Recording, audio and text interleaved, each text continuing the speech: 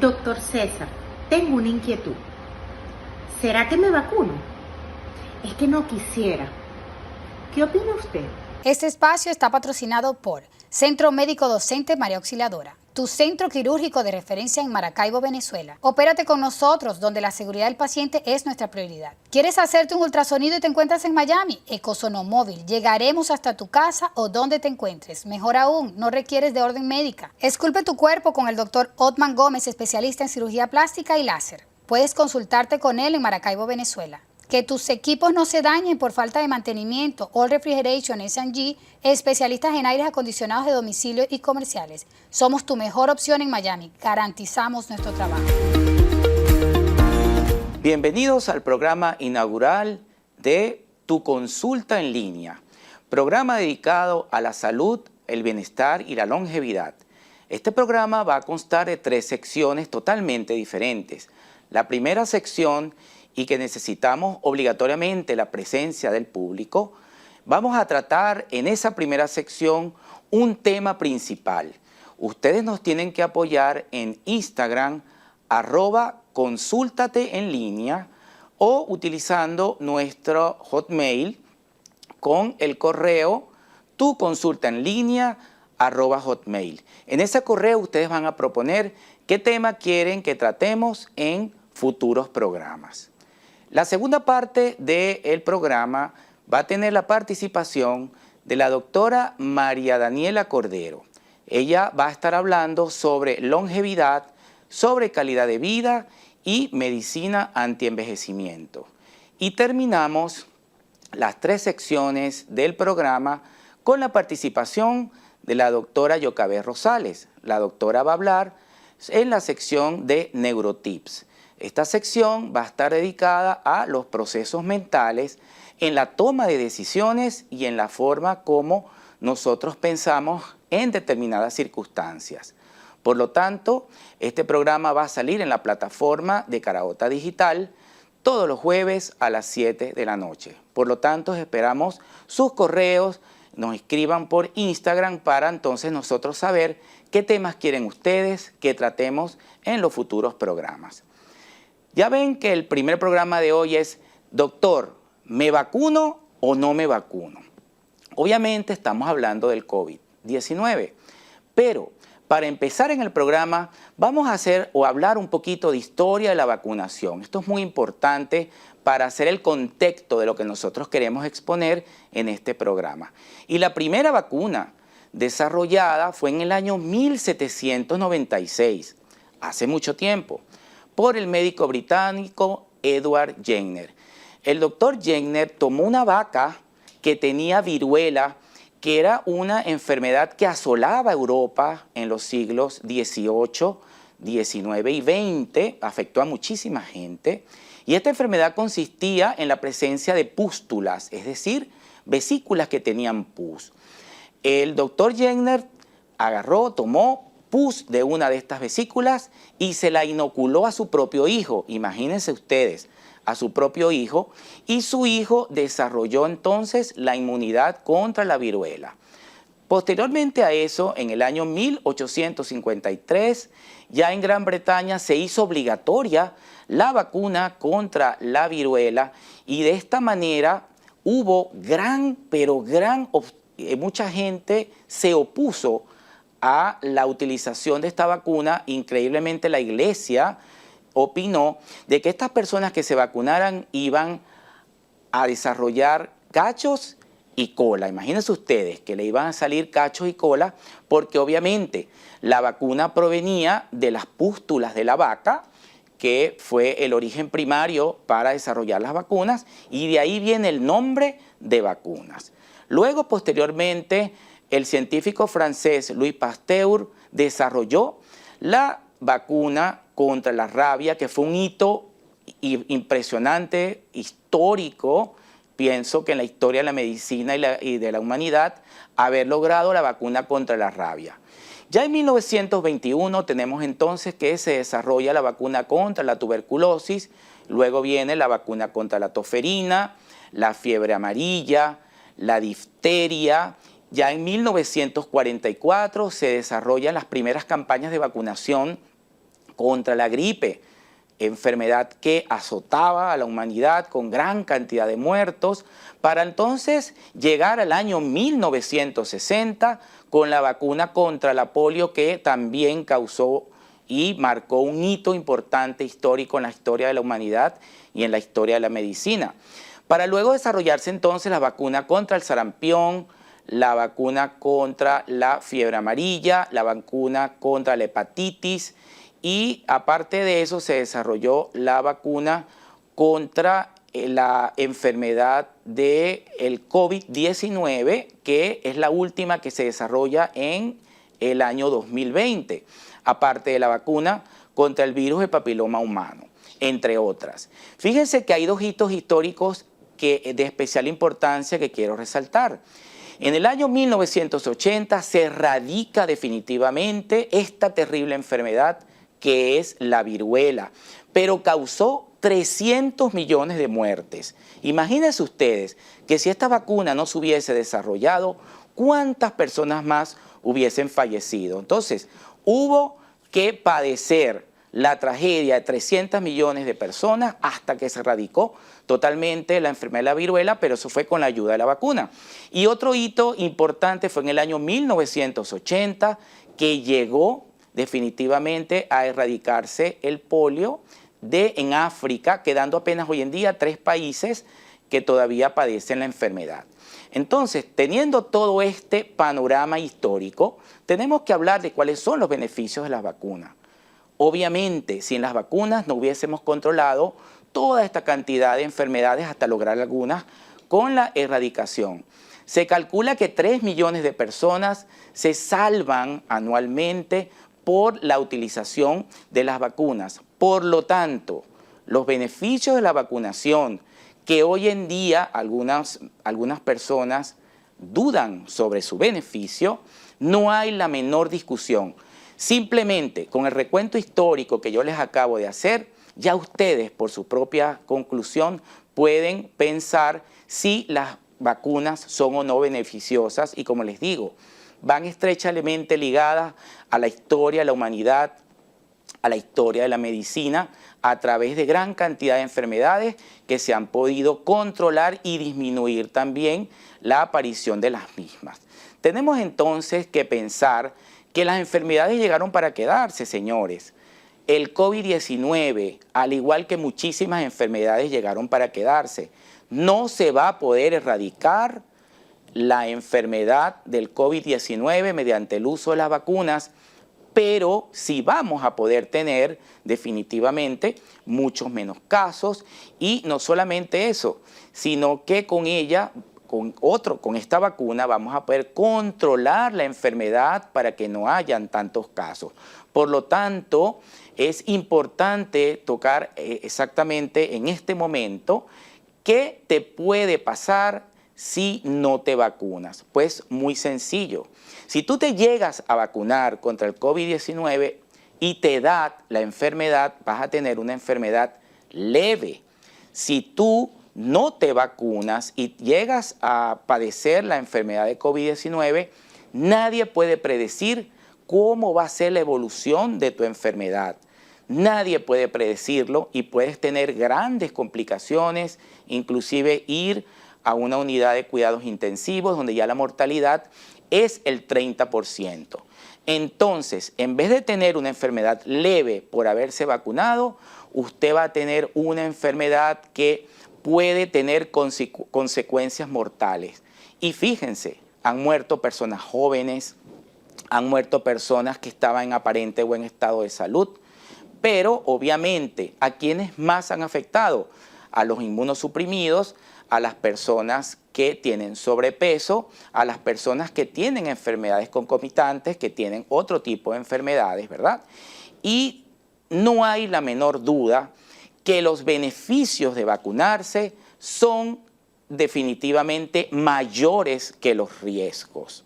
Es decir, los beneficios sobrepasan en mucho a los riesgos que usted va a tener, porque si usted no se vacuna y padece la enfermedad, nadie puede asegurarle si usted no va a entrar en ese grupo de personas que se complican. ¿Y qué va a pasar con la complicación?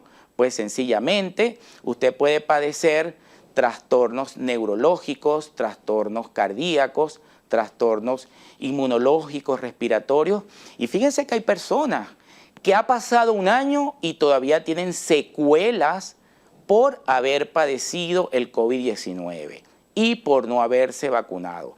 Entonces fíjense que, como les digo, los beneficios son mayores que los riesgos que usted puede presentar al no vacunarse.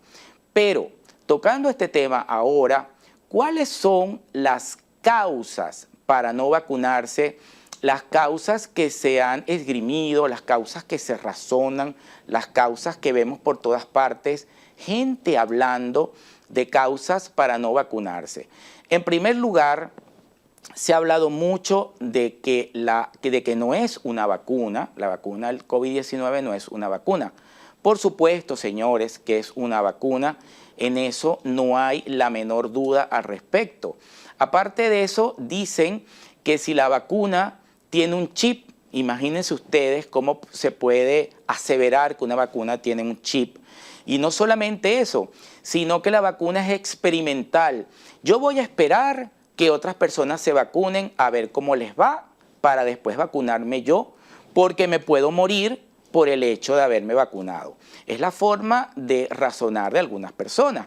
Pero aparte también se ha hablado de infertilidad. Imagínense ustedes que si me vacuno, entonces voy a quedar infértil, no voy a poder tener hijos. Y otros han hablado que ha sido una propaganda de las casas comerciales en su afán de lucro, que es una campaña de los medios de comunicación, que es una campaña de algunas personas, de medios científicos que quieren llevarnos todos por un carril para vacunarnos. Definitivamente también hizo mucho ruido el hecho de que al principio con alguna vacuna, una en particular, hubo algunos efectos colaterales y hubo unos pocos pacientes que se complicaron. Pero señores, fue algo ínfimo. Fue entre tantos millones de vacunados, las complicaciones se presentaron en algunos pocos casos nada más. Y eso no contraindica en absoluto que usted deje una campaña de vacunación porque hubo apenas unos cuantos casos que se complicaron. Pero pudo más el ruido en el aspecto de estas complicaciones que los beneficios inherentes, indudables y sin ningún tipo o con todo el basamiento científico de que había que vacunarse y que la campaña de vacunación era efectiva. Por lo tanto, tenemos entonces las personas, y algunos los llaman antivacunas, y estas personas antivacunas están en contra de toda la historia de la vacunación. Por eso es que al principio del programa hablamos de la historia de la vacunación para que ustedes solo se den cuenta del aporte de la vacuna en la historia de la humanidad, el aporte de la vacuna en la medicina, cuántas vidas, cuántos millones de vidas se han salvado para que entonces el esfuerzo mancomunado hoy en día de universidades, de casas de estudio, de centros de investigación, de científicos, todos mancomunados para lograr una cura para una enfermedad, una vacuna. Esto antes nunca se había visto, el esfuerzo mundial para poder controlar una enfermedad que tuvo en jaque a la comunidad científica porque al principio no se sabía realmente cómo era la etiopatogenia, no se sabía cómo tratar estos casos. Por lo tanto, después de haber pasado 225 millones de casos actualmente y apenas una mortalidad de 4.600.000 personas aproximadamente, ¿quién puede dudar que si no hubiésemos tenido la vacuna, estas cifras fueran exponencialmente mayores y estaríamos ante una verdadera tragedia sanitaria por el hecho de no haber contado con la vacuna? Por lo tanto, ¿qué tiene más peso? ¿La opinión de los antivacunas o la opinión de la comunidad científica, universidades, centros de investigación, las grandes empresas farmacéuticas y el mundo científico en general. Yo se los pongo en contexto. ¿Quién puede tener más peso?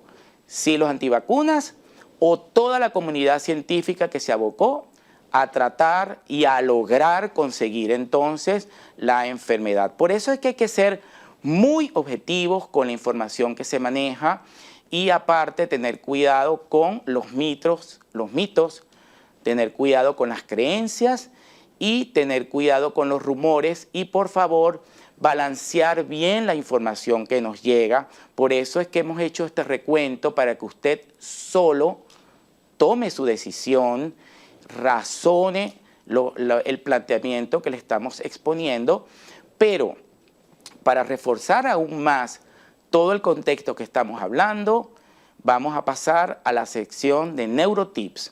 Esta sección va a estar acompañándonos la doctora Yocavet Rosales. La doctora Yocavet Rosales nos va a hablar de esos procesos mentales implícitos en la forma de nosotros pensar y en la forma de tomar esas decisiones que son para bien o para mal.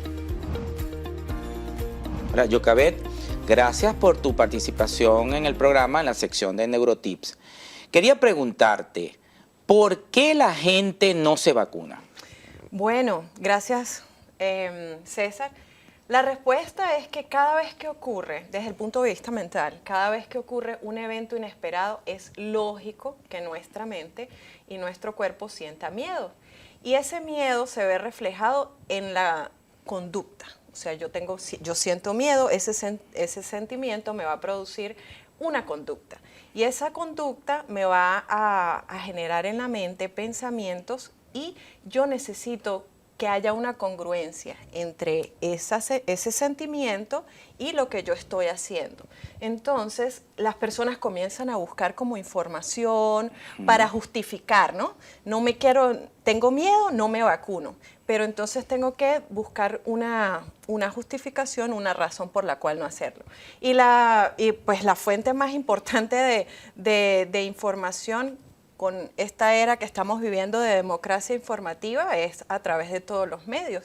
Entonces, siento miedo y me enfoco en buscar una información que me justifique mi comportamiento. Ese foco lo va a buscar las personas en todas esas cosas que para nosotros no son científicas, no son explicables, no tienen un fundamento, que es como que el chip, me van a poner un chip, me van a controlar, me voy a morir porque los efectos secundarios son muy graves. Y desde ese razonamiento doy una excusa para no vacunarme. Pero ¿de dónde, Yocavet? ¿De dónde la gente saca eso? ¿De dónde saca eso? Bueno, César, tenemos que pensar un poquito más allá. O sea, no nada más lo que está enfrente, sino pensar un poquito más allá. Cuando se difunde este tipo de información a través de las redes, la persona que está leyendo esa opinión, porque es diferente tener opinión y dar información, ¿ok? Una opinión puede ser todo esto, no te vacunes, te vas a mutar, etc. Ahora, una información es algo que es certificado científicamente. Entonces, cuando yo interactúo con esta opinión de no vacunarse, yo estoy entrando dentro de un logaritmo estadístico. Las personas no han hecho conciencia de eso, pero realmente es así. En los medios tú lees algo y de una vez entras a la estadística. ¿Pero para qué? ¿Para qué sirve eso? Pues porque hay organizaciones detrás y empresas que están vendiendo tratamientos alternativos, ofreciéndolos como si fuera una solución real para el problema. Y realmente no es así. Estos tratamientos no tienen las cosas que nosotros los médicos exigimos para cualquier cirugía o cualquier tratamiento, que son dos cosas fundamentales, César. Uno, la seguridad y la eficacia de un medicamento. ¿Sí? Entonces, estos tratamientos alternativos son como unos encantadores de serpientes para conseguir clientes. ¿Okay? Entonces se difumina mucho esa información. Y además, pues que también se ha tornado un poco la política en este tema. Entonces, cuando las personas interactúan a través de los medios, pueden saber más o menos qué línea política tiene. ¿Okay? Entonces, por eso está tan difuminada este tipo de información que no es veraz. La otra cosa es que se ha dado una exageración de la propaganda o de la información acerca de los efectos secundarios, César. Que si es bien es cierto, nosotros como médicos sabemos que todos los medicamentos tienen en más o en menos efectos secundarios. Estamos claros con eso. Pero no podemos decir nunca, nunca, nunca que los efectos secundarios de las vacunas son peor que vacunarse. O sea, hay que tener en cuenta, y quiero que las personas que nos ven lo recuerden, los beneficios de vacunarse son tan extremadamente altos que no pueden competir con el poco porcentaje de efectos secundarios. ¿Por qué se hace propaganda? Bueno, por las remuneraciones. ¿Saben? No es un secreto para nadie que existen demandas, compensación monetaria, al demandar los laboratorios por los efectos secundarios y obtener dinero. Por eso se hace tan difuminada esta información de los efectos secundarios. Y la tercera razón, bueno, porque hay personas que necesitan atención, o sea, necesitan reconocimiento. ¿Y cuál es una de las maneras de yo obtener atención y reconocimiento y fama? Pues alejándome de la norma, de lo que todo el mundo está haciendo. Y eso en marketing se ha conocido. Hay un libro muy famoso que se llama La vaca púrpura y habla de eso, ser el diferente, totalmente diferente. Si todo el mundo está hablando que lo que tenemos que hacer es vacunarnos y yo voy en contra, esa persona va a llamar la atención. Y obviamente va a tener su minuto de fama, que es lo que generalmente están haciendo con difuminar esta información de no vacunarse. Bueno, muchas gracias, Yocavet, por tu valioso aporte al programa y nos has aclarado muchos de esos temores y mitos y creencias, por lo tanto, para que la gente no se vacune. Así que muchísimas gracias por tu participación. De nada, César, espero que les haya gustado y nos vemos en la próxima entrega. En esta última parte del programa, vamos a contar con la participación de la doctora María Daniela Cordero. La doctora María Daniela nos va a hablar sobre las medidas que podemos tomar para aumentar la inmunidad independientemente que te hayas vacunado o no. Por lo tanto, tenemos la colaboración de la doctora en esta última parte del programa. Sí, doctora. Un saludo inmenso para todos. Muy bien, doctor César, independientemente si te vacunes o no te vacunes, todos debemos procurar potenciar nuestro sistema inmunológico, porque incluso hay algunas personas que se han vacunado y no generan los anticuerpos suficientes como para combatir la enfermedad si llegan a tener contacto con ella. Esto puede deberse a varios factores. Uno de ellos es que la persona posee un sistema inmunológico que está en deficientes condiciones, no está trabajando en su máxima expresión. También puede deberse a que existan enfermedades preexistentes inmunológicas que hacen que la persona esté también inmunosuprimida, o personas que reciben fármacos o tratamientos inmunosupresores, por ejemplo, aquellos pacientes que son trasplantados y toman tratamiento antirrechazo. Pero muy bien, ¿cómo pudiéramos nosotros repotenciar, reforzar nuestro sistema inmunológico? Lo principal es la nutrición. Como decía Hipócrates, que tu alimento sea tu medicina. Tal cual, somos lo que comemos. Debemos procurar entonces mayor cantidad de vegetales, mayor cantidad de vegetales que sean crudos o semicrudos, también de múltiples colores, vegetales en ensaladas, frutas frescas. Debemos procurar alimentos que sean poco procesados o nada procesados, pero hoy en día es muy difícil conseguir alimentos que no sean procesados. Evitar las carnes rojas y la grasa animal. ¿Por qué? Porque estas tienden a inflamar. Entonces, ¿qué es lo que debemos tratar también de evitar los alimentos que sean de alto índice glicémico, sobre todo porque la mayoría de estos son alimentos procesados y en su procesamiento le colocan grandes concentraciones de azúcares, como por ejemplo en los refrescos, en las harinas, en la azúcar refinada como tal. Son alimentos que debemos evitar para que no hagan mayor daño a nuestro sistema inmunológico. Las harinas, entre otras cosas. Debemos en su lugar tomar mucho líquido, mucha agua más que todo, evitar los jugos enlatados que también son procesados y contienen altas concentraciones de azúcares. Debemos podemos tomar infusiones, algunas infusiones de plantas, pues, o de lo que serían productos naturales que también tienen beneficios al sistema inmunológico, complementar con vitaminas y minerales, esto sobre todo si la paciente o si la persona pues tiene una alimentación que es deficiente, pero si nos alimentamos adecuadamente, de forma balanceada, pues ya esto está incluido en nuestros alimentos y no es necesario complementarlo. Sin embargo, hoy en día, tomar vitamina C para aumentar las defensas está indicado y está aconsejado, igual que consumir magnesio, antioxidantes como el ácido alfa-lipoico, el glutatión, la Q10, el resveratrol, entre otros que también ayudan en este proceso, pues, como antioxidantes en el proceso de la curación. Tenemos que también procurar tomar baños de sol para aumentar lo que sería la vitamina D de forma natural, que también es sumamente esencial en el proceso de la curación, en el proceso inmunológico y todo lo que incluye. Hacer ejercicio, mover el cuerpo. Tenemos que mantenernos en constante movimiento. El movimiento es salud. Si bailamos la canción que nos gusta, además de que nos hace sentir bien, esto aumenta nuestro sistema inmunológico.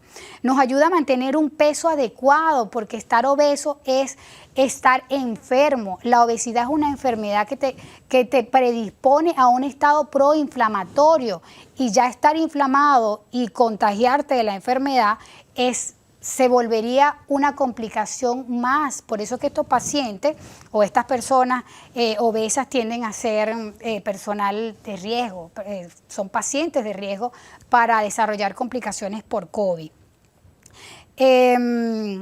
También debemos eliminar hábitos insanos. Uno de los principales hábitos, sobre todo en el caso del COVID, es el cigarrillo, el tabaco. Debemos eliminar el consumo de tabaco. La inhalación de cualquier producto es dañino para los pulmones, es dañino para el sistema, para el tejido pulmonar, porque produce una fibrosis, un endurecimiento que no ayuda, y de eso echa mano el virus para dañar aún más o complicar aún más al paciente. Entonces, para los pulmones, lo aconsejable es respirar aire fresco, salir y tomar aire puro, ¿ok? Evitar entonces este tipo de hábitos insanos. Asimismo, tenemos que tratar de rodearnos de personas positivas, con buena vibra, personas que nos informen, no que nos traigan desinformación o nos inculquen miedo, temor. Tenemos que tratar de siempre juzgar lo que escuchamos, juzgar las noticias, vengan de donde vengan, sobre todo cuando no son fuentes confiables, porque esto aumenta nuestro temor, aumenta nuestro estrés y empeoran entonces lo que es el proceso inmunológico per se. Debemos también, el ambiente donde nos desarrollemos es muy importante, tanto en casa, en el trabajo, en la universidad, donde desarrollemos la mayor parte del tiempo, tiene que ser un ambiente agradable, bonito, donde nos sintamos complacidos, nos sintamos bien, nos sintamos agradados, y esto, en caso contrario de que estemos en un sitio donde sea un área tóxica, pues tratar de evitarlo en lo posible. Todo eso influye en nuestro sistema inmunológico y en el proceso de curación. Debemos dormir lo suficiente, tener un sueño que sea reparador, porque durante las horas de sueño se liberan ciertas hormonas, como la hormona de crecimiento, que es una hormona que es constructora, regenera. Entonces es necesario dormir para que ella se libere, y se liberen concentraciones que sean adecuadas, y así en el proceso del sueño el organismo se va regenerando, va curando y va mejorando el proceso de la enfermedad o el proceso de sanación como tal. Otra cosa que debiéramos ya para finalizar mencionar, pero no es lo menos importante, es controlar el estrés. El estrés no se puede eliminar, se puede controlar. ¿Por qué es tan dañino el estrés? Porque durante el estrés sostenido, porque el estrés es necesario para ciertas cosas, para movernos, para activarnos y para cambiar de posición, cambiar de estado, pero cuando es sostenido ya se convierte en patológico, dañino, y en ese momento liberamos muchas hormonas que son dañinas para el cuerpo, hormonas como el cortisol que causan un daño al sistema inmunológico y también al cerebro, un daño a nivel neuronal. Entonces un daño que ya va a empeorar una situación ya preexistente en la persona, el estrés sostenido. En este programa inaugural hemos tratado el tema, doctor, ¿me vacuno o no me vacuno? Esperamos que haya sido de su agrado y para entonces saber qué otros temas vamos a tratar en los futuros programas, queremos que nos escriban por Instagram, @consúltate en línea y por el correo electrónico tu consulta en línea. A través de esta participación de ustedes y ese feedback, nosotros vamos a tener en cuenta sus sugerencias para los sucesivos temas, para los próximos programas que vamos a presentar. Muchas gracias por su atención.